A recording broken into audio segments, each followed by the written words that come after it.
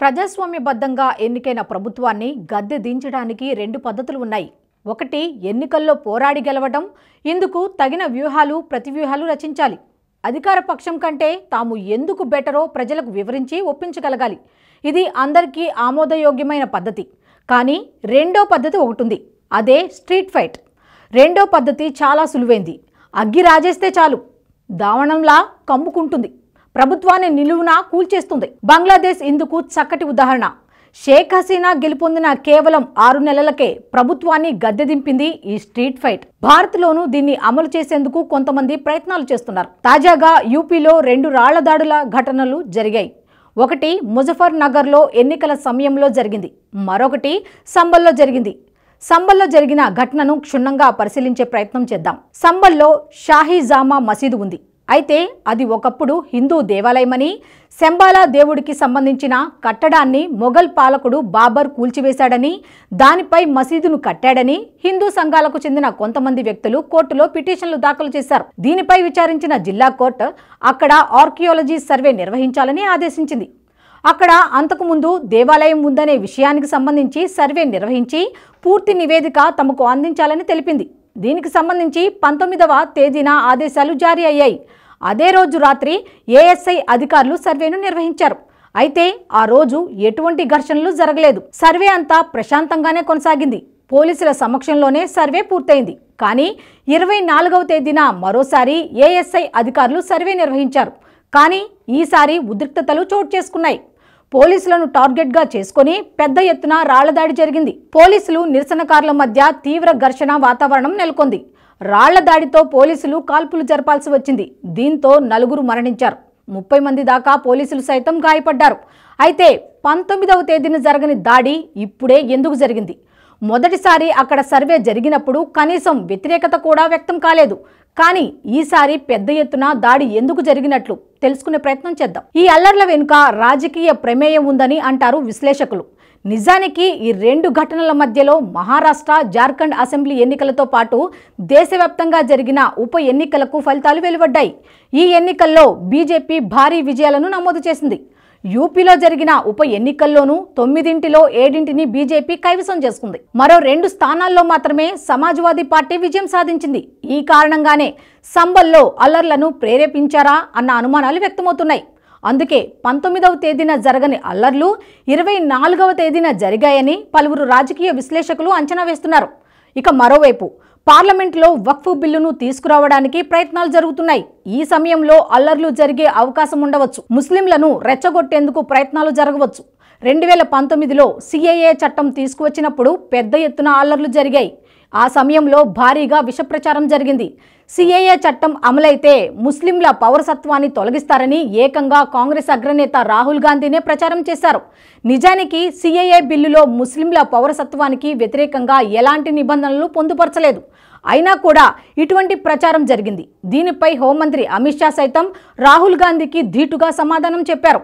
CAA చట్టం ముస్లింలకు సంబంధించింది కాదని, అటువంటి నిబంధన ఎక్కడ ఉందో చూపించాలని రాహుల్ గాంధీకి సవాల్ విసిరారు.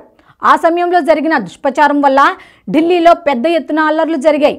నిరసనలతో షాహీనాబాగ్ను నెలల తరబడి స్తంభింపజేశారు. అదే సమయంలో భారత్ నుంచి ఈశాన్య రాష్ట్రాలను వేరు చేసేందుకు కుట్రలు జరిగాయి. మన దేశానికి రక్షణ పరంగా కీలకమైన చికెన్ నెక్ కారిడార్ను నిర్బంధించాలని షార్జిల్ ఇమాం పిలుపునిచ్చాడు. అలా జరిగితే ప్రభుత్వమే దిగివస్తుందని అన్నాడు. కానీ అదే జరిగితే ఈశాన్య రాష్ట్రాలను చైనా తనలో కలిపేసుకునే ప్రమాదం ఉంది. ఇప్పటికే అరుణాచల్ ప్రదేశ్ను తనదని చెబుతున్న చైనా ఆ ప్రాంతాన్ని ఎప్పుడెప్పుడు ఆక్రమించుకోవాలా అని ఎదురు చూస్తోంది. అదే సమయంలో షాహీన్బాగ్ కేంద్రంగా ఇటువంటి వ్యాఖ్యలు చేయడం దేశ భద్రతకే సవాలు విసిరింది. ఇప్పుడు కీలక వక్ఫ్ బిల్లు పార్లమెంటు ముందుకు వస్తుందన్న నేపథ్యంలో మరోసారి ముస్లింలను రెచ్చగొట్టే ప్రమాదం ఉంది. దీనికి జామా మసీదు అంశాన్ని కూడా వాడుకునే అవకాశం ఉంది. రాజకీయ పార్టీలు దీన్ని తమ స్వార్థ ప్రయోజనాల కోసం ఉపయోగించుకోవడానికి కసరత్తు చేస్తున్నట్లు సమాచారం. యూపీ ఉప ఎన్నికల సమయంలో ముజఫర్ నగర్లో రాళ్ల దాడులు జరిగాయి. దీనికి సంబంధించిన ఓ వీడియో సోషల్ మీడియాలో వైరల్ అయింది. రాళ్ల దాడులకు పాల్పడుతున్న వారిని నిలువరించేందుకు ఓ పోలీసు అధికారి తుపాకీని చూపించి భయపెట్టడానికి ప్రయత్నించాడు. కానీ యూపీ ప్రతిపక్ష నేత, సమాజ్వాదీ పార్టీ అధినేత అఖిలేష్ యాదవ్ ఈ వీడియోను కట్ చేసి ట్విట్టర్లో పోస్ట్ చేశారు. కేవలం పోలీసు అధికారి తుపాకీను చూపించే అంశాన్ని మాత్రమే పోస్ట్ చేసి యూపీ ప్రభుత్వం అమాయకులపై దౌర్జన్యానికి పాల్పడుతుందని దుష్ప్రచారం చేశాడు. దీనిపై సోషల్ మీడియా వేదికగా అఖిలేష్ యాదవ్ను నెటిజన్లు ఎండగట్టారు. ఇలా కటింగ్ చేసిన వీడియోను పోస్ట్ చేయడం ద్వారా ముస్లింలను రెచ్చగొట్టే విధంగా ప్రయత్నిస్తున్నారని విమర్శలు వచ్చాయి. ప్రస్తుతం సంబల్లో కూడా స్థానికంగా సమాజ్వాదీ పార్టీ నేతలు పాల్గొన్నట్టు ఎఫ్ఐఆర్ దాఖలైంది. సమాజ్వాదీ పార్టీ ఎంపీ జియా ఉర్ రెహమాన్ తో పాటు స్థానిక ఎమ్మెల్యే కుమారుడిపై కేసు నమోదైంది. దీంతో ఈ అల్లర్లను ప్రేరేపించడానికి సమాజ్వాదీ పార్టీ ప్రయత్నిస్తోందని వినికిడి. భారత్లో స్ట్రీట్ ఫైట్ గనుక పెద్ద ఎత్తున సాగితే అందుకు బంగ్లాదేశ్లో లాగా విదేశీ సహకారం లభించే అవకాశమూ లేకపోలేదు. బంగ్లాదేశ్లో రిజర్వేషన్ల అంశంలో షేక్ హసీనా ప్రభుత్వానికి వ్యతిరేకంగా నిరసనలు మొదలయ్యాయి. దీన్ని డీప్ స్టేట్ బాగా ఉపయోగించుకుంది. ఈ నిరసనలకు ఆజ్యం పోసింది. రాడికల్ ఇస్లామిక్ సంస్థలను ఉపయోగించుకొని ఏకంగా ప్రభుత్వాన్ని గద్దెదించేసింది. భారత్లోనూ అటువంటి ప్రయత్నాలు జరిగే అవకాశం ఉంది. గతంలో రైతు ఉద్యమానికి విదేశీ సహకారం అందింది. అందులో ఖలిస్తానీలు ప్రవేశించారు, భారీగా నిధులు అందించారు.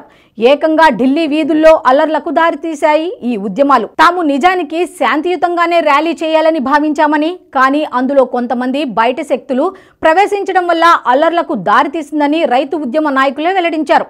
అందుకే ప్రస్తుతం కొన్ని రాజకీయ పార్టీలు స్ట్రీట్ ఫైట్ జరపడానికి ప్రయత్నాలు చేస్తున్నాయి. ఈ సంబల్లో జరిగిన అల్లర్లకు వక్ఫ్ అంశాన్ని గనుక జోడిస్తే అది పెద్ద ప్రమాదానికే దారితీసే అవకాశం ఉంది.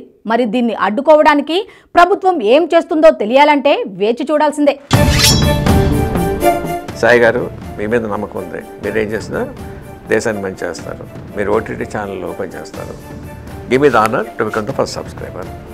Thank you sir. NH ప్రైమ్ని సబ్స్క్రైబ్ చేసుకుంటున్నందుకు first thank you very much sir.